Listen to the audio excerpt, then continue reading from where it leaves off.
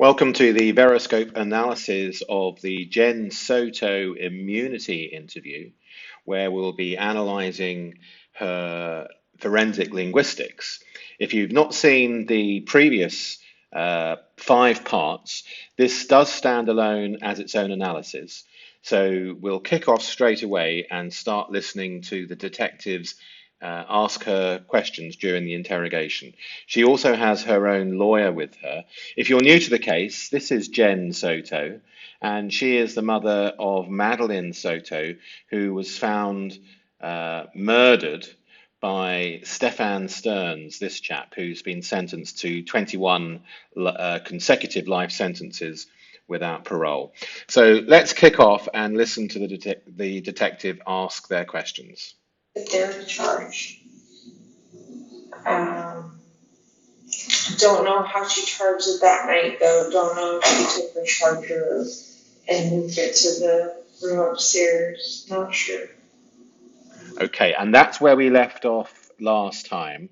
So the investigator is now about to ask, now when you go to bed, is there a kind of routine that you do with your phone if you're texting, looking on TikTok or whatever, etc.? So that's where we are. How do you charge your phone? I charge my phone with my charger next to me on my side of the bed. Okay, is it one that you plug in or? Magnetic one. Okay.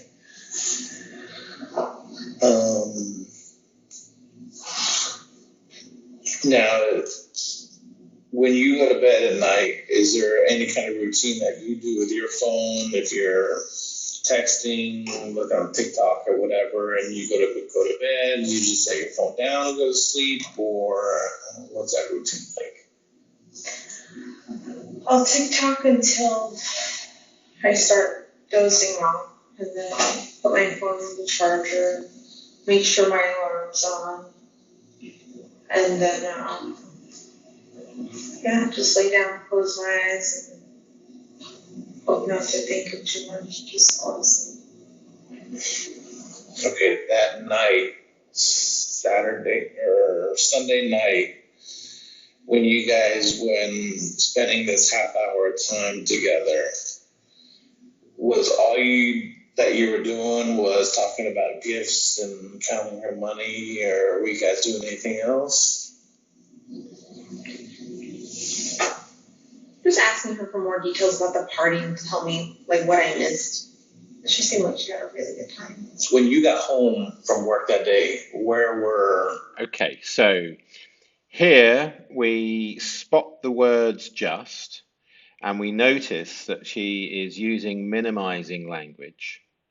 In blue, we mark for reasons why, and we begin to see patterns of deception. In truthful statements, we don't see the same sort of color or number of flags that we see in deception. So far, nothing dramatic, but we are noticing an overuse of the word just. Where was everybody? I think everyone was in my room, hanging out in my room. Okay, everybody meaning? Okay, so this is the birthday party celebration which Jenn Soto didn't attend. She was at work. And Stefan Sterns was alone with her daughter, Madeline. And she's asked, when you get home from work that day, where was everybody? Jenn Soto, I think, this is important. Her daughter's been murdered. This was her daughter's birthday celebration, not the actual birthday date, but it was the celebration date, supposedly. I think everyone was in my room, hanging out in my room. This, I think, is unnecessary, and it's hedging. And you would know exactly what was going on. You wouldn't need this pattern. So this sentence is deceptive. Maddie and Stephan. Okay. Sorry. Okay, now look at this. Okay, so the detective, his gut feel, his unconscious, if he's not trained in forensic linguistics and statement analysis, and his experience, picks up this, I think. And so he asks the question again. Okay, everybody meaning, oh, Maddie.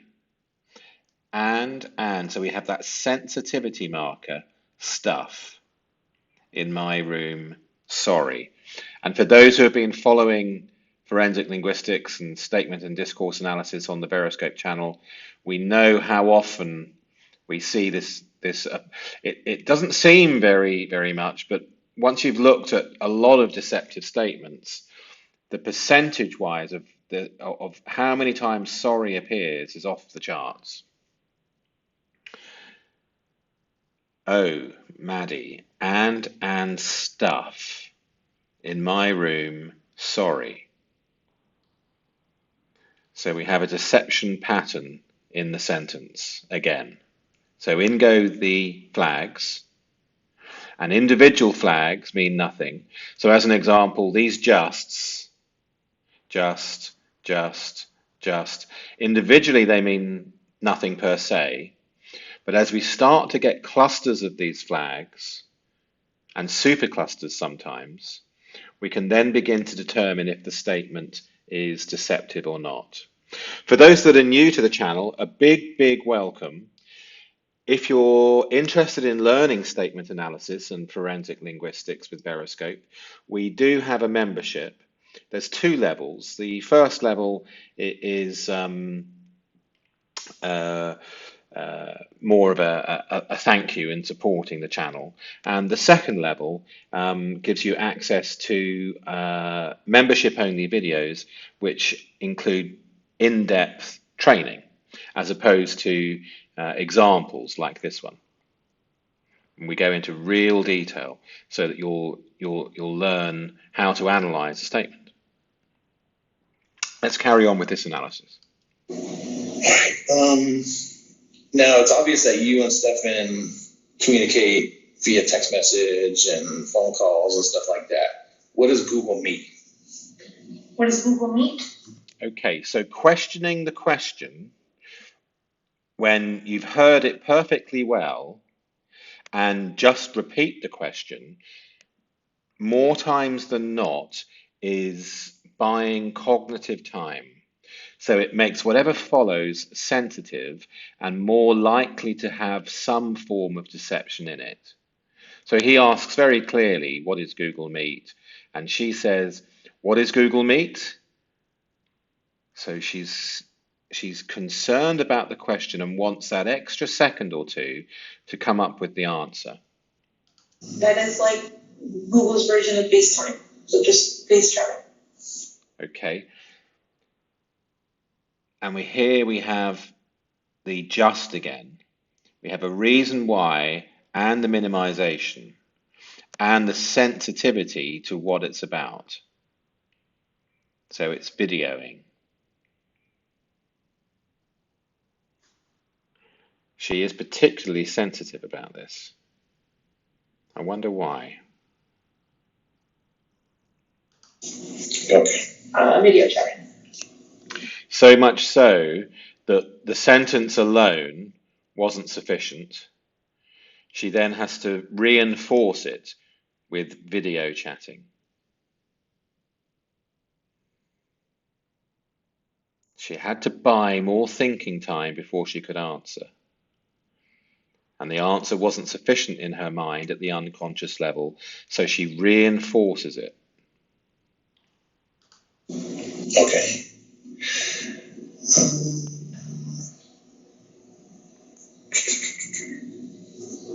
When her birthday party was planned, was this planned before you got your job or after?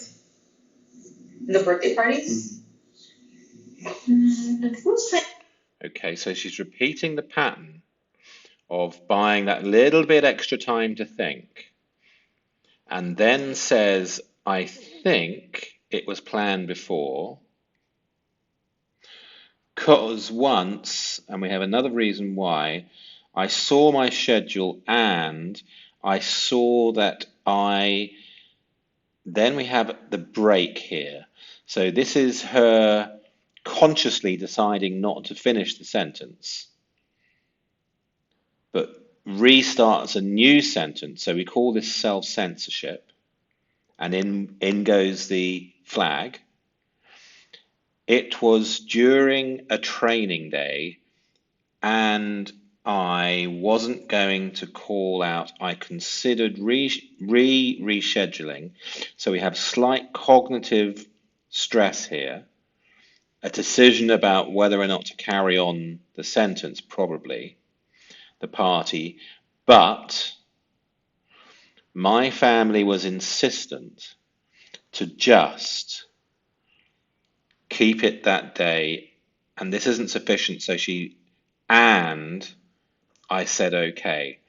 So the paragraph is deceptive in the fact that we have too many I thinks, justs, reason why, yeah. So we would say that this is not only a deceptive, but also very, very sensitive to her too. She asks, so she buys more time. I think it was planned before. She would know. I wonder why. Let's hear her finish that sentence. Planned before, because once I saw my schedule and I saw that it was during a training day, and I was going to call out. I considered rescheduling the party. My family was insistent to just keep it that day. I said okay. Okay, so can you see how at conversational speed, a lot of this can go over your head? But with practice, and certainly during the training, we learn how to analyze at conversational speed so that we can spot deception amongst work colleagues, relationships, dating, friends, bosses, suppliers, contractors. Being able to find deception around you is such an important life skill and saves so much trouble. I would definitely advise you to learn as much as you can about this. So if you haven't yet subscribed, please do. But more importantly, the notification bell, which will share this analysis with more people. And ultimately, we're hoping to get more people involved in this analysis so that in the chat we can learn from each other and build on each other's observations. Let's carry on with the analysis. All right, so Stefan moves out of his room, and I think he mentioned that your dad had plans on renting that room again to somebody else. Is that right? Yeah. How was that room set up? How was Stefan's room set up after he moved out? Pretty much the same. The bed was in the same location. The TV, the dresser, the desk, and the mini fridge. Everything stayed in the same location. Okay. Okay. So pretty much they spoke over each other. Pretty much. So we can't necessarily say it's sensitive. She repeated it because he spoke over. But normally we would wonder why she had the break and then repeated. In this case, we can forgive it because she was spoken over. The bed was in the same location, the TV, but here we can't. The dresser, the desk, and the mini fridge, everything stayed in the same location. Was the bed, and did it have comforter, blankets, and all that stuff on it, or? When he moved out, everything was empty. there was a mattress protector cover on it. But I had clean sheets and clean blankets to put on, like they're available, so. Where were they available? Okay, this is interesting, isn't it? There was a mattress protector cover on it, but I had clean sheets and clean blankets to put on, like they're available, so. And also we had a long pause here, and the detective has asked the question for a reason.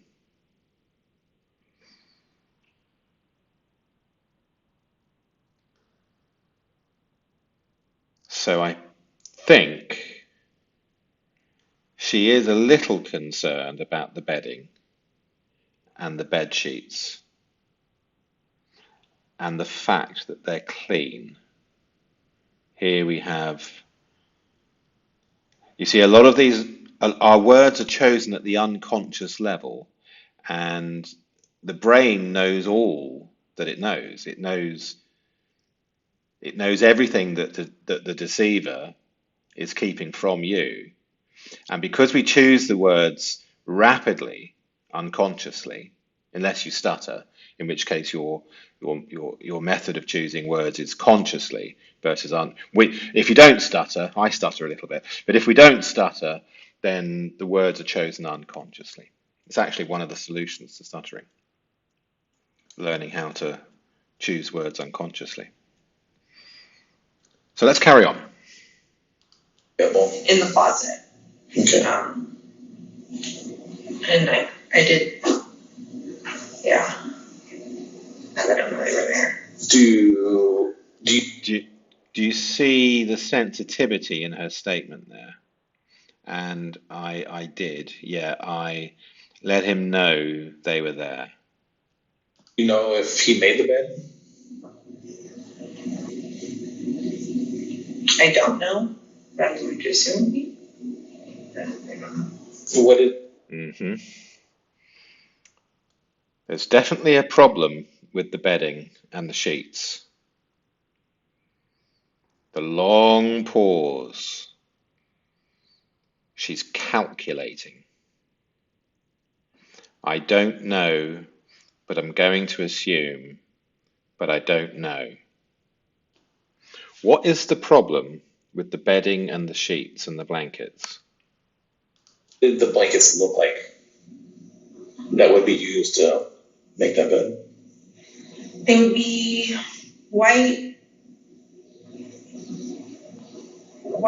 cotton linen sheets with, they're white, but they're white stripes, different shades of white, so white stripes going down it. That was a fitted cover, then a sheet, and then the pillowcases. And it should have been like a warm blanket in the closet somewhere. Right. White, white, white, white, white, white. In a very short sentence. There's a problem with the bedding. Fitted. It's very stressful for her to talk about this.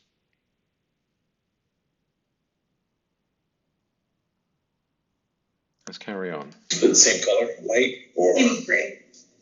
Okay, when you say there's pillowcases, how many pillows were on the bed?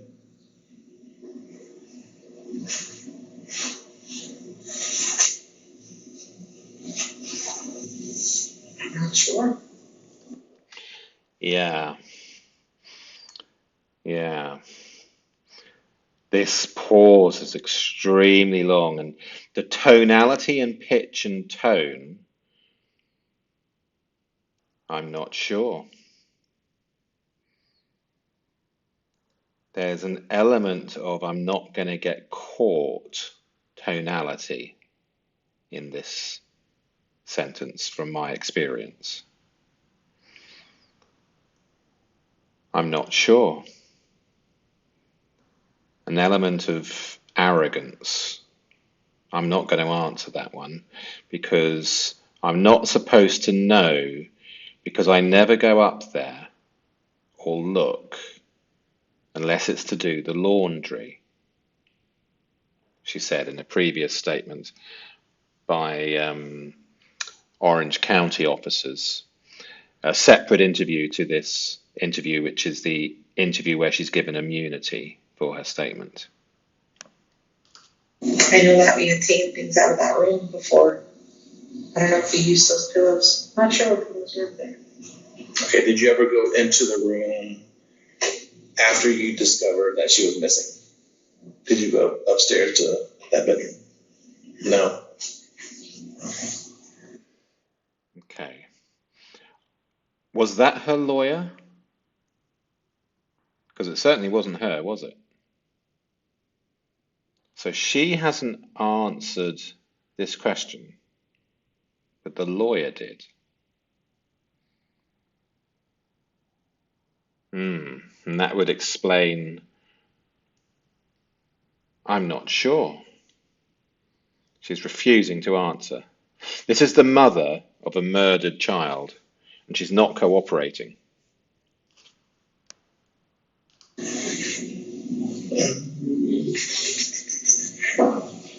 So when you go to sleep in your room, and you're either with Maddie or without Maddie or with Stefan, is your door open, closed, lights on, lights off? When I go to sleep? So I have a cat. I can't. When you go to sleep, when I go to sleep, the detective says, So again, the same observation. Very often when they repeat the question, they're buying extra thinking time. So it doesn't necessarily mean so. It could be just a turn of phrase or how the person speaks. But in goes the flag, the deception marker flag.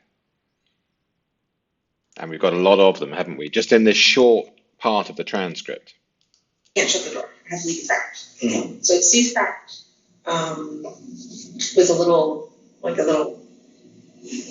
door stopper behind it so it doesn't open all the way because my cat would just knock it off. Yeah, but we sleep with the door cracked. Okay, lights on, lights off. Lights off. So she's overall, it's stressful for her to talk about how they go to sleep in this room.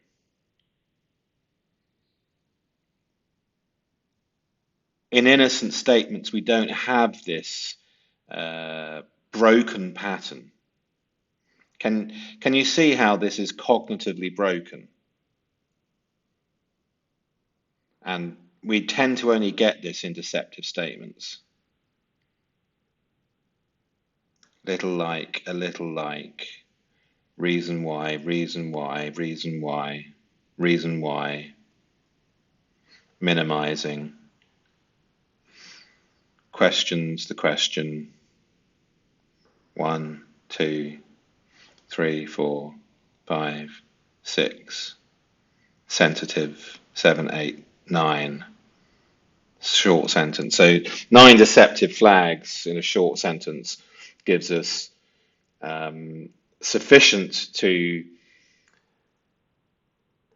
determine that the paragraph is deceptive in nature. We have clusters. With a YouTube video playing in the background, playing rain sounds.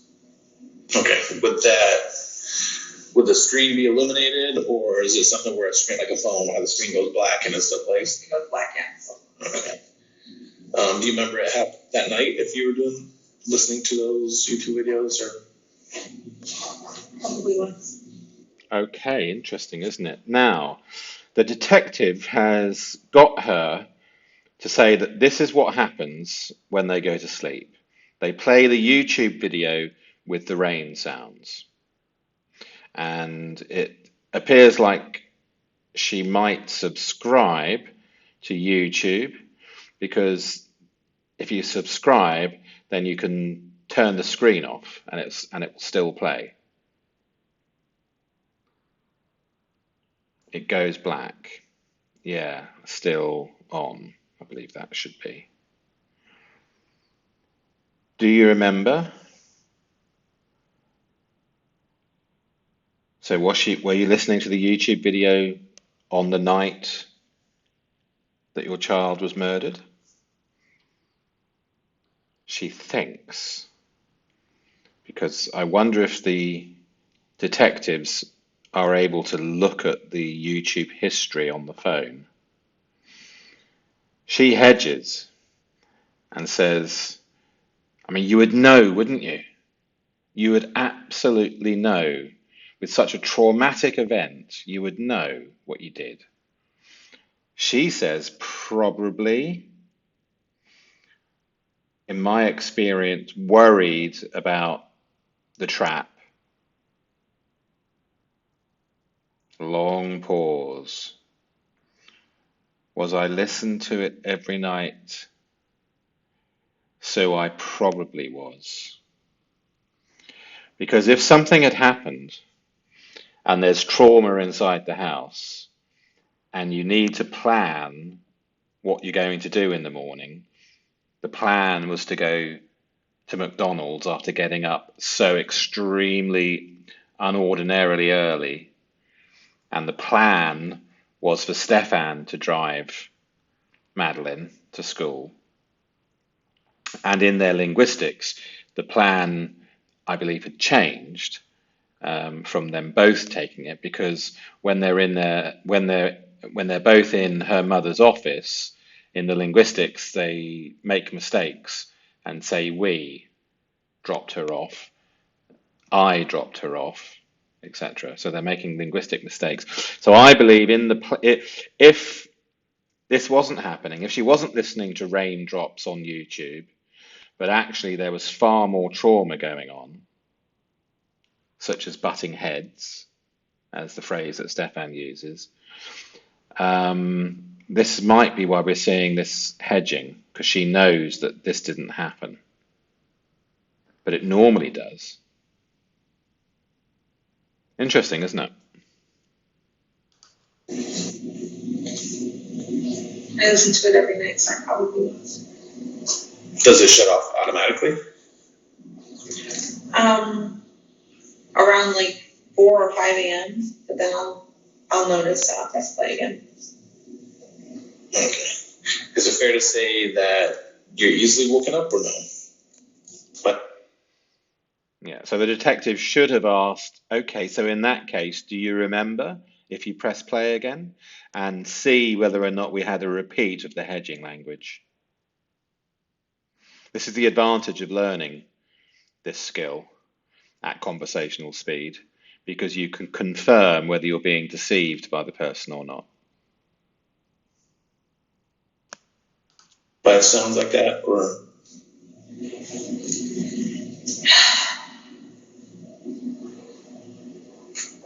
I'm sure I'm easily woken up.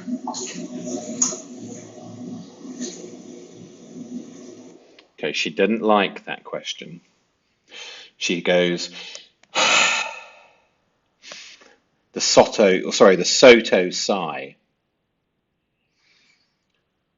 She didn't want to answer this question. We have a long pause combined with that sigh that she uses. Because if you're easily woken up by sounds like that, then would she have heard the murder if she wasn't involved in it? She's thinking.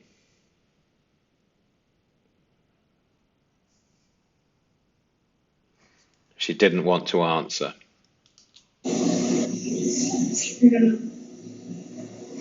And then a little no.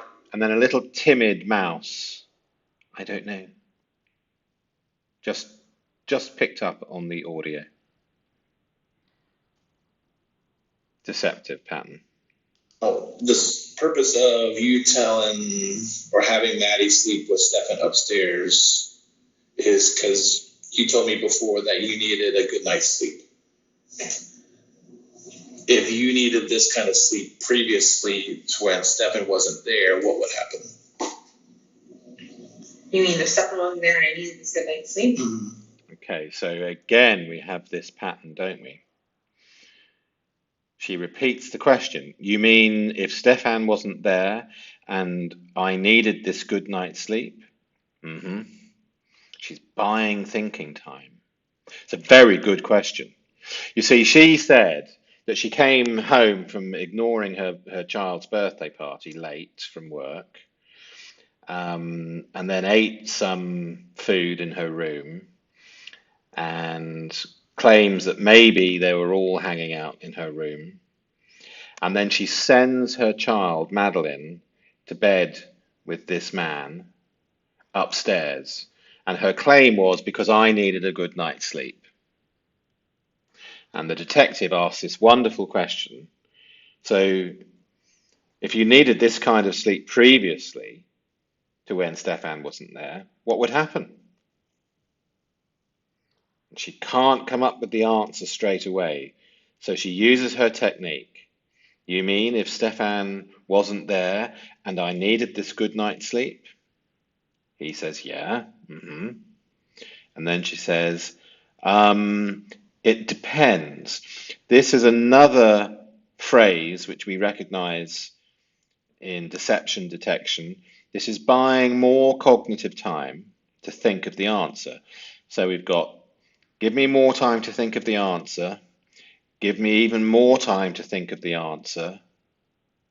And then she says, if I had missed my meds the way I missed them at night, so we've got cognitive overload, the sentence doesn't have any structure or make any sense, and I wasn't feeling or I was feeling just minimization how I was feeling. Look at the panic in the linguistics. I'm not sure minimization if I would have had her sleep. It is have her sleep with me on the other side of the bed, or if I would have sent her upstairs to the guest room, but, reason why, she sleeps like a monkey. She sleeps, she rolls, she'll start on one end of the bed and end up on top of me by the end of the night, and she's a gymnast, I guess, but Okay, the actual question as to why she's sending her daughter to sleep upstairs with this man is, if you needed this kind of sleep previously to when Stefan wasn't there, what would happen? And look at this absolute deception architecture paragraph.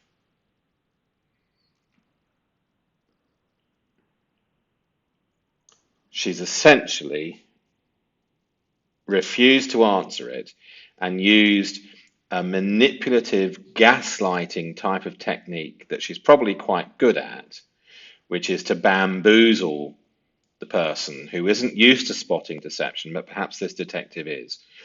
But to many people, this bamboozling is how the deceiver gets away with it. And she hasn't even answered the question. Can you see how this is entirely fragmented? And we don't see this pattern in honest statements. So you would immediately know that you're being lied to. It depends. If I had missed my meds the way I missed them at night and I wasn't feeling, or I was feeling just how I was feeling, I'm not sure if I would have had her sleep, have her sleep with me on the other side of the bed, or if I would have sent her upstairs to the guest room. But She sleeps like a monkey. She rolls, she'll start on one end of the bed and end up on top of me by the end of the night, and she's a gymnast, I guess. But, So can you see how that can rapidly go over your head and almost appear like she's answering, but she's not. She's practiced at this deception architecture.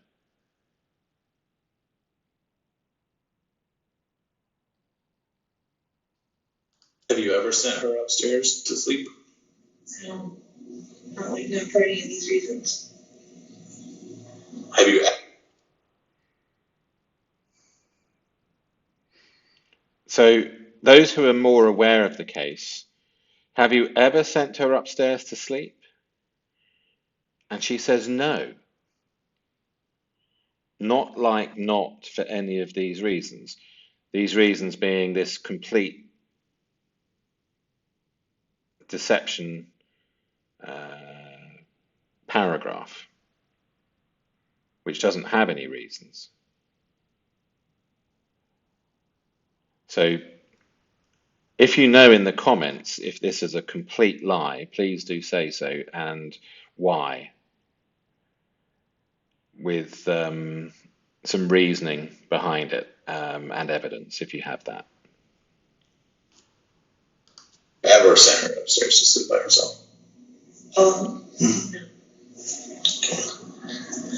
So, okay, so here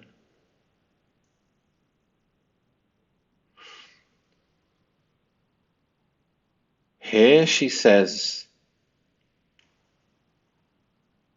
I think the truth.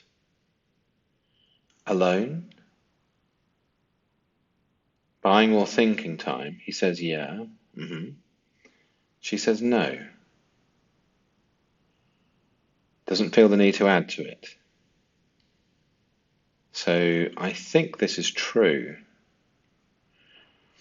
But if Stefan's there, then I think the answer is yes.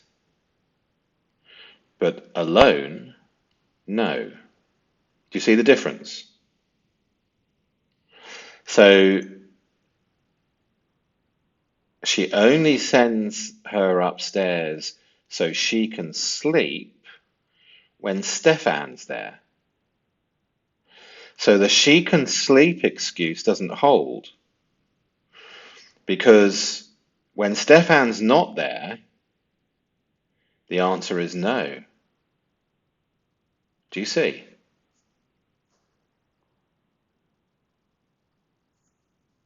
Which means, well, I think we know what that means. No. Alone? No. So the excuse that I needed to sleep, it doesn't hold, does it? The only time she's sent upstairs is when Stefan is there.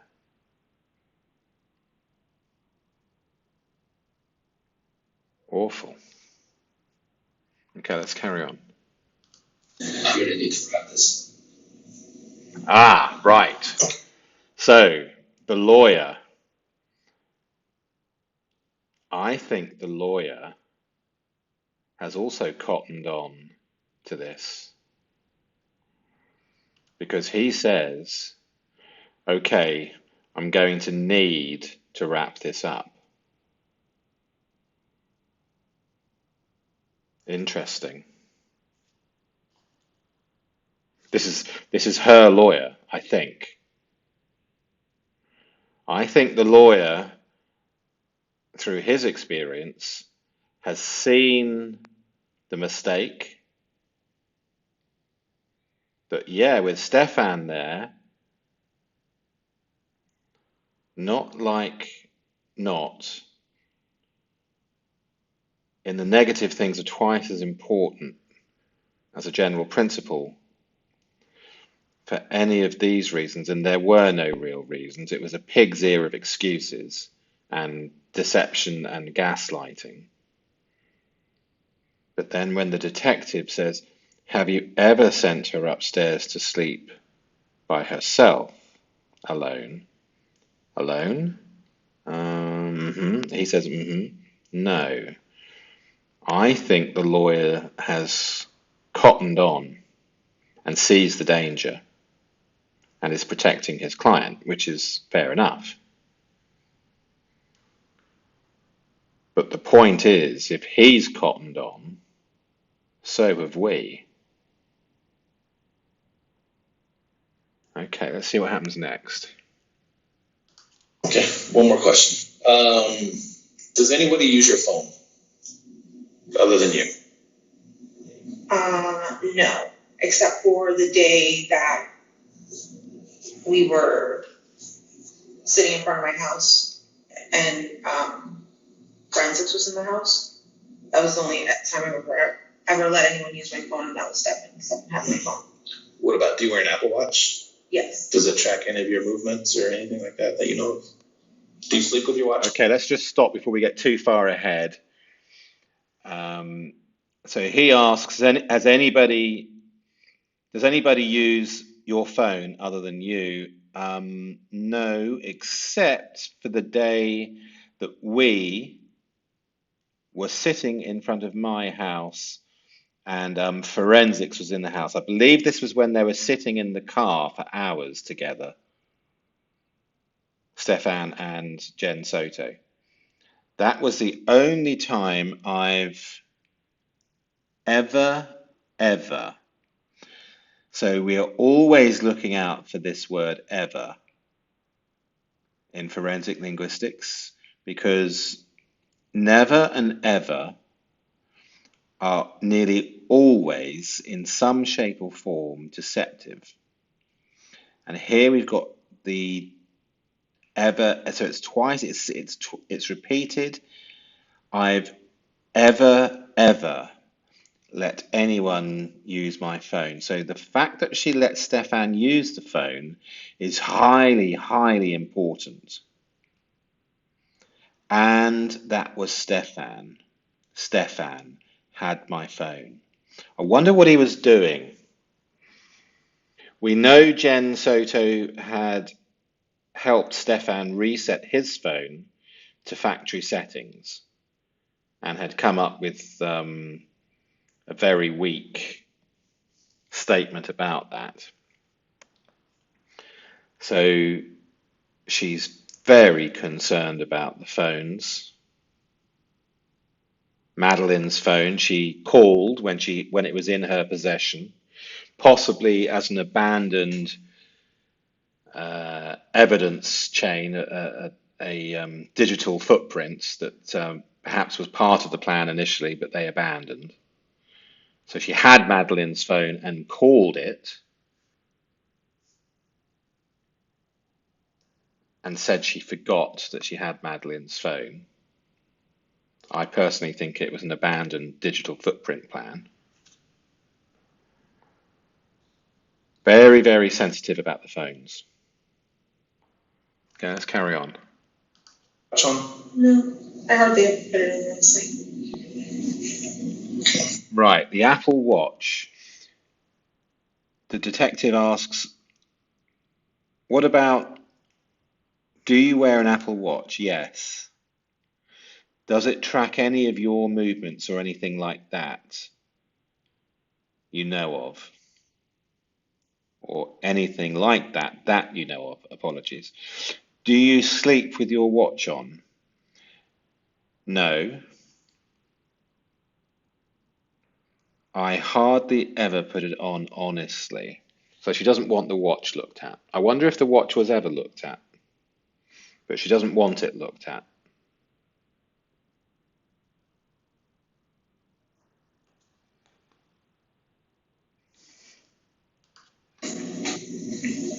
All right. Anything else? Do you have anything real quick, Daniel? No. Do you have anything that you think we should know, Matt? Matthew's for sure. Good down there? Yeah, I'm good. All right, it's 10:06 a.m. We will conclude this investigative interview with Madeline Soto. Okay. The following interview. Okay, so that's the end of the forensic linguistic analysis of Jenn Soto's immunity police analysis. Okay, so